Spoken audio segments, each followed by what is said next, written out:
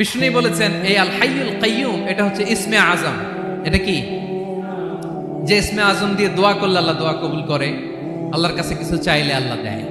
এক সাহাবী দোয়া করতেছে ইয়া হাইয়ু ইয়া কাইয়ুম, বিশ্বনবী বলে এই সাহাবী তো ইসমে আজম দিয়ে দোয়া করতেছে, তাহলে দোয়ার সময় বলবেন ইয়া হাইয়ু ইয়া কাইয়ুম। পারবেন? বলেন ইয়া হাইয়ু ইয়া কাইয়ুম। আল্লাহর এই দুটো নাম ধরে ধরে আল্লাহরে ডাকবেন, তাইলে ওই দোয়া কবুল। পারা যাবে?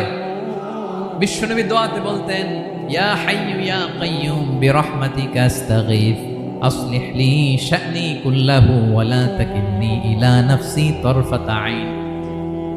ও হাইয়ু ওয়া কাইয়ুম, ও শাশ্বত চিরঞ্জীব আল্লাহ, আসলিহ লি শা'নি কুল্লাহ, আমার সব কিছুকে আপনি ফিক্স করে দেন, ঠিক করে দেন। এক পলকের জন্য, এক চোখের পলকের জন্য আমার কোনো কাজ